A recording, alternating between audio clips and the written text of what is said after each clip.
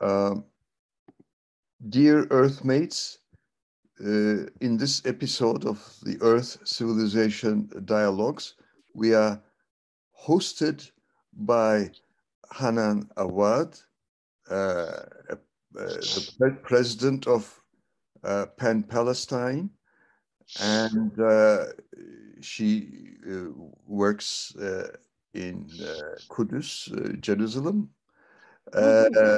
And we have met mainly thanks to PEN in various international meetings. And dear Hanan, we have been friends for a long time. Let's assume that I know nothing about you so that the newcomers, other Earthmates, will learn about you. When did your love for literature and for human rights and Palestinian rights especially start?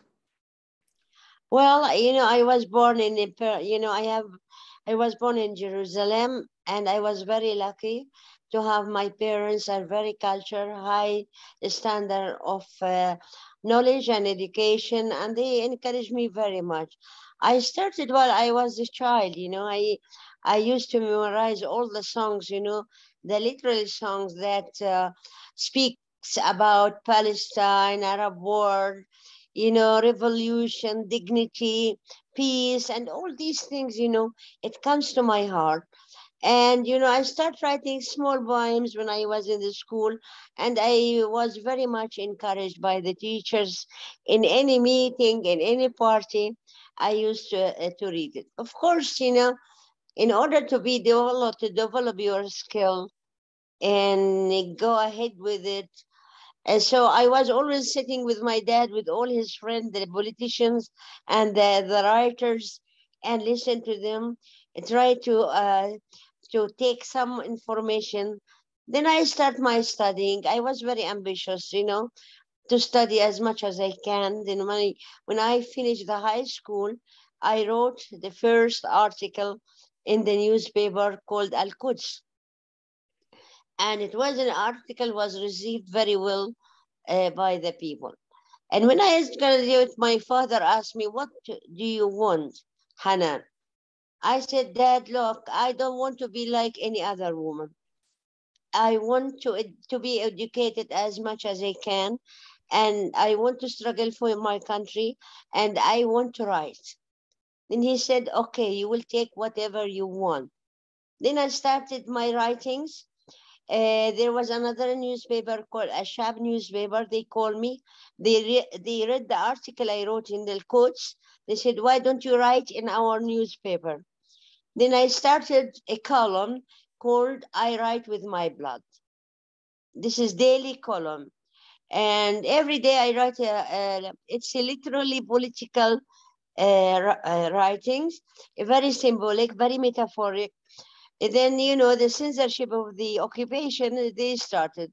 One time they omit one line, the other time two lines, the other time three lines. Then they, censor it all. Then I decided to make it in a book, and it was my first book under the same title, "I Write with My Blood." Then I continued studying. I used to study in two universities at the same time, in the Arab world and in Oxford University and McGill University. I finished two bachelors, two masters, and one doctor. I started with two doctors, but it was so heavy on me. So I graduated a Doctor of Art and Literature. And I read a lot. I try to deepen my knowledge as a writer, to make special style for myself. And it was really accepted, my people in Palestine, and they used to see my column when the occupation take out my articles. When I go to downtown in Jerusalem, they ask me, "Where are you? What happened? Where is your article? What do you think is going to happen?" And then I read to brief them. I used to brief them the political situation and any other things. Then you see, as you are aware, Then we start my writing, moved from one newspaper to many newspapers, nationally and internationally. Then another publication come. Now I have 12 publications, like poetry, prose, memoirs, and critiques in English and in Arabic, and it was translated to different languages. Wonderful. And I'd like to read the English versions. With Unfortunately, honor, yes. I can send you with honor. Thank you. I'll be honest. And unfortunately, I haven't been able to learn Arabic. Arabic is one of the languages I've been longing to learn, but I won't go into details now. Me too. I really wanted to do, when I was at McGill University in Canada, I wanted to study Turkish language. I know only one sentence, Turki bilirim, but I started the course and it was very difficult for me, in the beginning. So I didn't continue, but I really like it. I like Turkey. I like the people. I like the writers' friends in Turkey. I have lots of beautiful memoirs for my friends and for my people in Turkey. Great. I have a book published. Sorry, I should tell you. I have a book published in Turkish language. Wonderful. Yeah, wonderful. I was going to ask that. And many Westerners tend to understandably think that Turkish and Arabic are very similar languages. Yes. Well, in Turkish, we have a lot of words from Arabic. Yes. Naturally. Kudus. Kudus. We Yes. call Jerusalem Kudus, right? Yeah, Kudus. I like it. The name of my city. I like it from my friends from the Turkish people. The writer Shukran Kordakul. He was the president of the PEN, and when he visited Palestine and he met with Arafat, he liked the word when he said Kudus, Istiklal. He used to say that. Kudus, Istiklal, and it was really wonderful. He was very wonderful person, but he passed away, unfortunately. Yes. Kudus,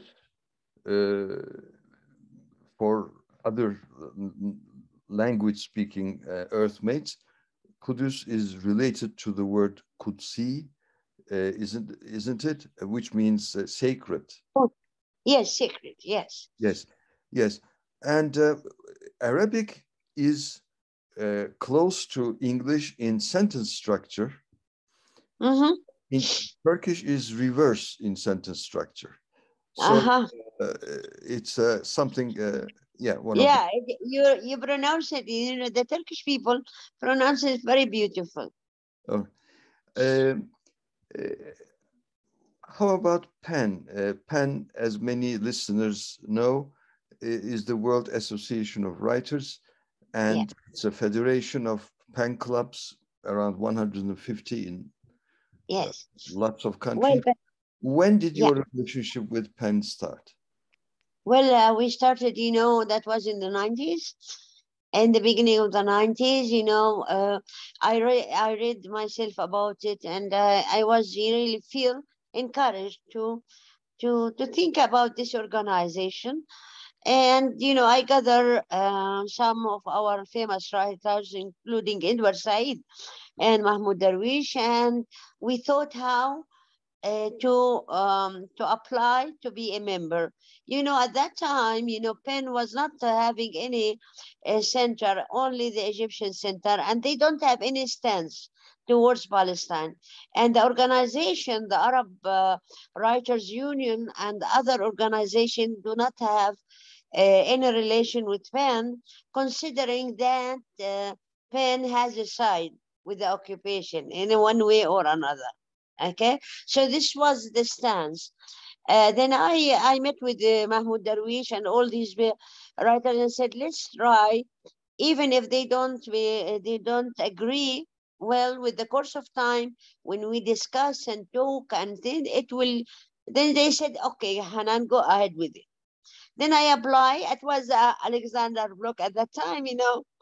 Then he said in the beginning, you know, okay, if Palestine will be a member, then you have to sign three issues. What are they? They said, he said, first, the freedom of expression, to support it. Well, it is supported by Palestine. Then to stand against terrorism. I said PLO always stand against any kind of terrorism. Then the last one I fight with them about it. You have to condemn the fatwa of Salman Rushdie. I said, okay, we are supporting freedom of expression, but when you put us in this side, that means we are all Muslim and all fanatic Muslim. And PEN Palestine, the writers are different. They are Christian and Muslim. And we don't adhere to any religious aspect. We adhere to democracy, freedom of expression, dignity of humanity. Then at that time, they said, okay, I apologize, forget it. Then if you, I don't know if you were there in the beginning, we apply. And then in Vienna was the first Congress in 1990. The mobile, I think, is moving a little bit, shaking. Oh, sorry. Yes. Yeah. Yeah, the first conference was in 1990 in Vienna, and it was very important conference. I was for the first time, you know, the delegates as observer and not as a full member. Then they gave me the chance to speak. Okay. Then I stand up, you know, I salute. There was around 500 scholars at that time in the meeting. And then I stand up and speak about the situation of the writers in Palestine and everything. When I finish, the people, you know, clap and they were very happy. Then Hanoch Bartov, you know, he was the president of Israeli center at that time. Then he climbed to the stage and he said, don't believe this woman. Of course, she is beautiful and nice and her voice is very beautiful, but she is a terrorist. And she, with all the list of her people, they all want to throw Israel in the sea. Okay, you believe that? Then I laughed and asked Alexander to give me the chance to speak. I said, I'm really very, very astonished. Do I am a Hannibal or Alexander Macdonald or who I am to throw Israel in the sea? Then I said, look, if a president of Israeli center doesn't follow what's going on in that, was that exactly at the same time when the meeting was, there was a meeting in Madrid concerning the peace. I said, if this man does not follow what's going on and the peace agreements, what can I say about him? Third, I said, if the man is following the biographies and consider these respected writers as terror, that means he is not a writer, he is a police. Is not a writer. Then the whole was stand up and then they give us the observers standard. And it really was a very great moment, you know, to feel you are part of this world, to feel your voice will be heard, to see all these respected people as friends. It was really a nice moment. And it was very covered fully by all the journals, and they considered one of the most important issues like Madrid issue at that time.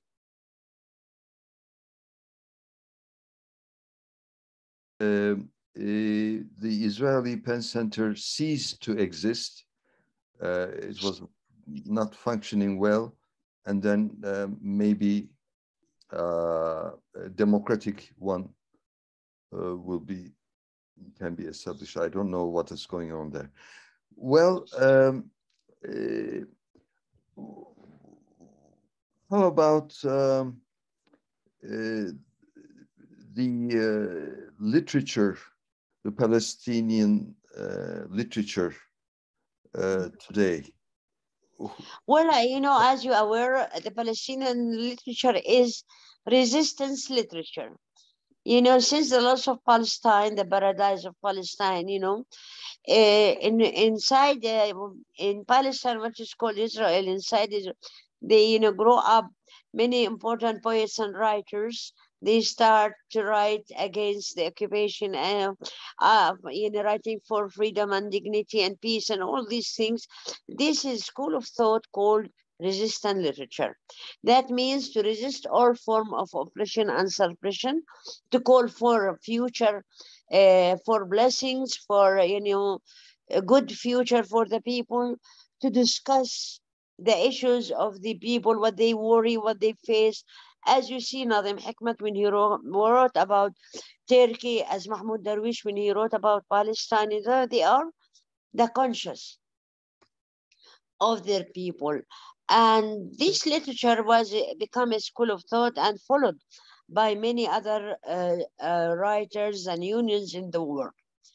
And it continues, and in every stage it has special features. Like during the Intifada, when it was exploded in 1987, they enter another stage of revolution and another kind of poetry, which talk about the Intifada, the sacrifice, the liberation, and everything.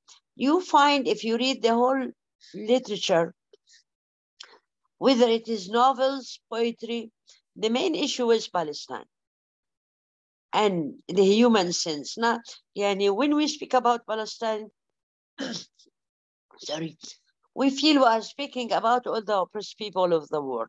So, like Hassan Kanafani, a novelist, he was killed by the Israelis in Lebanon in 1972. Why they killed him? Because his words were very much effective, and many people followed him. And they said the information center of Palestine in Lebanon, it was attacked also by the Israeli soldiers. In Palestine, I can assure you that all writers experience the imprisonment, whether for one day, for 1 month, for years. It is an experience. And the situation in Palestine affected the poetry and the novels because living under occupation, harassment, destruction, imprisonment, it gives you different sides. Sorry.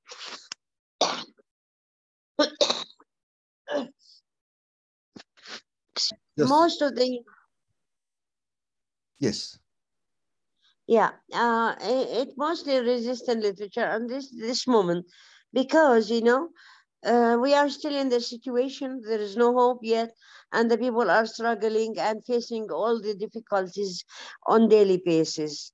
At the same time, like a great poet like Mahmoud Darwish, he wrote all the issues of Palestine in a very humanistic way, in a very unique metaphors that when you read him the first time and the second time, you want to read him more. That's why he now considered as the poet of the world. And he was really fond of Nadim Hikmat, and he read him well.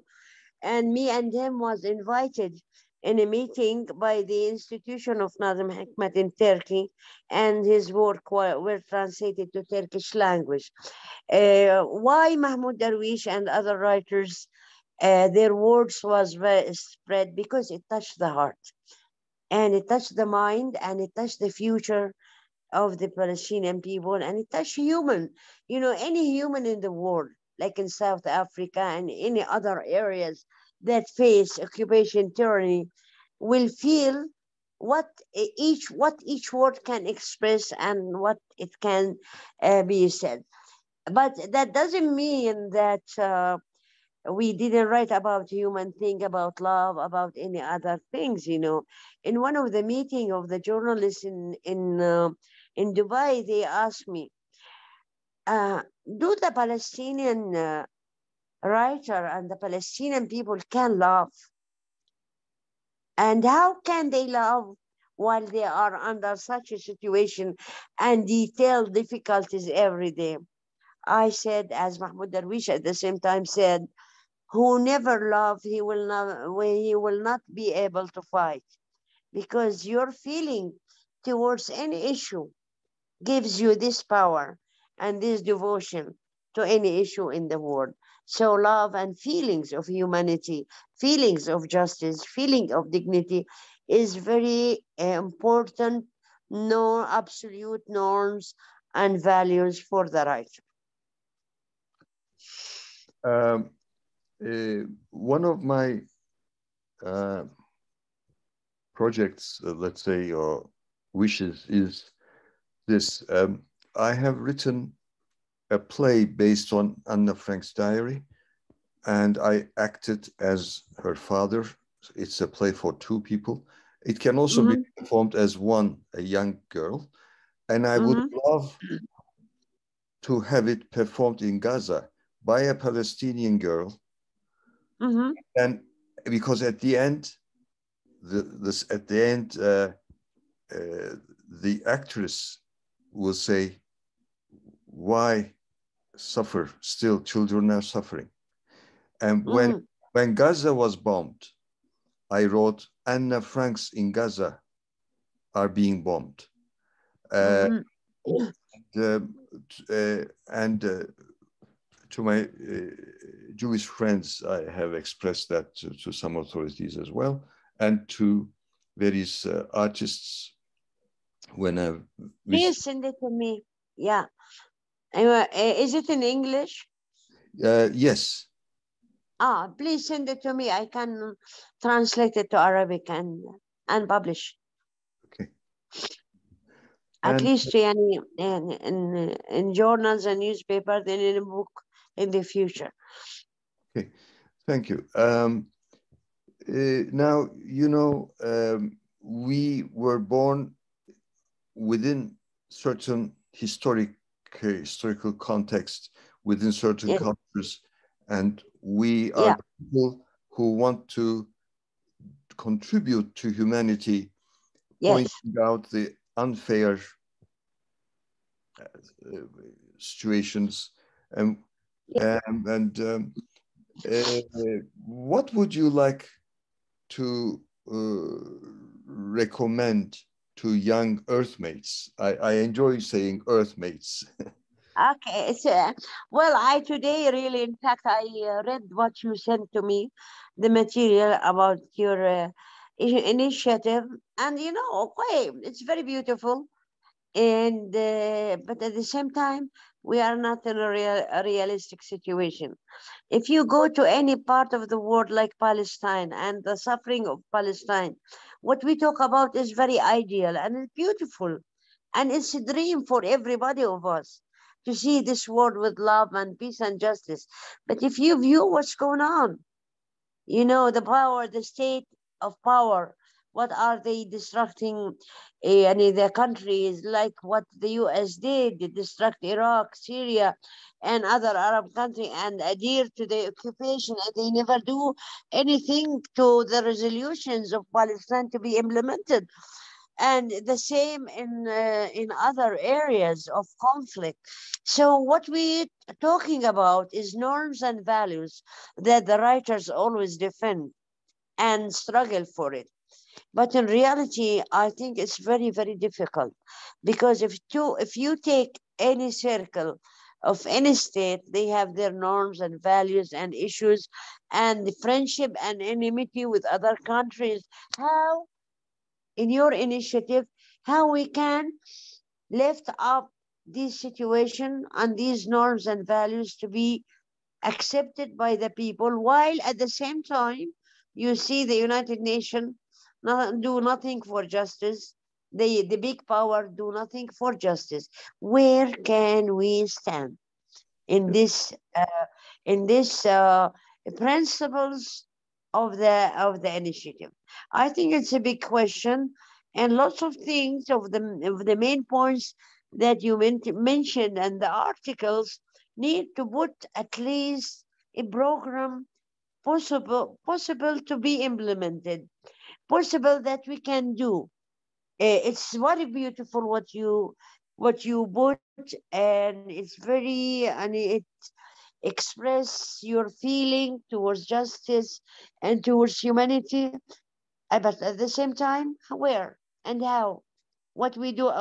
in front of the bombs that killed all these people. What we can do is to publish or spread some kinds of norms and values of the writer, of the human, that can at least be possible.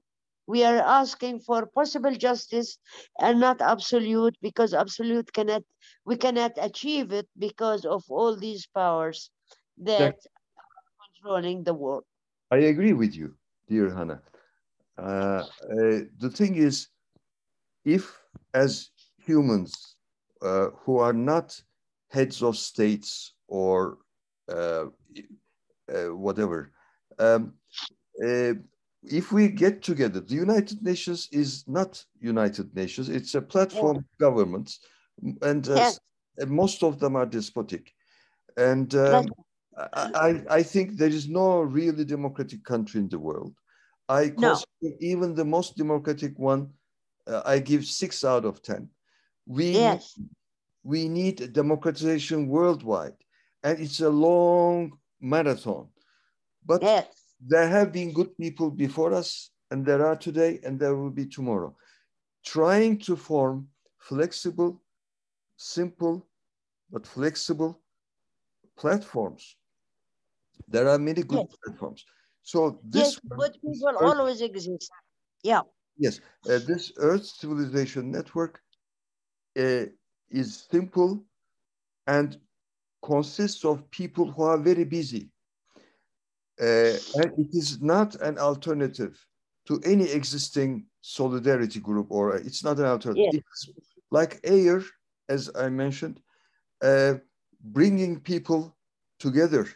We need to, because we need to be in communication with people we trust, we respect. yes, Uh, we may have, some people may have, but the basic values, we are together, the human rights, yeah, etc. So we cannot do everything, but we can do something, and that something may be really important, and many more people may be inspired, many more yeah, circles like ours yes, maybe. We yes, need people from all continents. We need to form a real United Nations, let's say, or in cooperation, interaction. yes. That's all. So that's Yeah, why, I think, yeah, Fadal. Yeah, go ahead. yeah, and that's why I simply added UNESCO 2030 program, or Mm, UNESCO's calendar, like, all those important days. We can do activities, and each of us can also function in another. You have been doing that wonderfully. And we are all activists, actually, but then communicating. And because life is, it has infinite dimensions, and uh, some groups focus on this issue or on that issue, but life is complex. And the thing is, bad people, shortly, they get together easily for their profits, for their gains, exactly. for Yeah, power. But people like us, we react to them. But instead of simply reacting to them, how can we say that we are actually in the majority in the world, mhm, and but we should be conscious of it. We should improve our synergy. That's all. And this is yeah, it may be more it may, like, if COVID-19 is a negative example, yes. maybe this can be a good example, a positive advance, and we don't know how Get the fast. people together. Yeah, So I think it's possible in two things. One point which is very important, to put strategy, and the strategy related to time and place. That means we need to achieve in this year the following: one, two, three, the possible thing that can we achieve. Second is important is the human. Who are the people we are going to trust and have them with us? That should be people who are strong believer in justice and peace and dignity and no apartheid. All these conditions are essentials in forming such a situation, and such an organization is not an easy task. One has to think, and to be patient in order to choose the people who can hold these principles and spread it in the world. You are right. And that is why invitation is a good process. I mean, I trust the people you can trust, for example, etc. And we don't have to be all together. I mean, similar circles can be formed, and so like air particles, the idea is to influence the overall cultural milieu, the understanding in the world. I think another thing, if you agree with me, that we don't need to start big. I agree. That means you have to be very careful in choosing the people and make special meeting or executive, whatever you want to do, and then concentrate on one principle or two principles. Then we start with it. And we will see the reflection of the people towards this.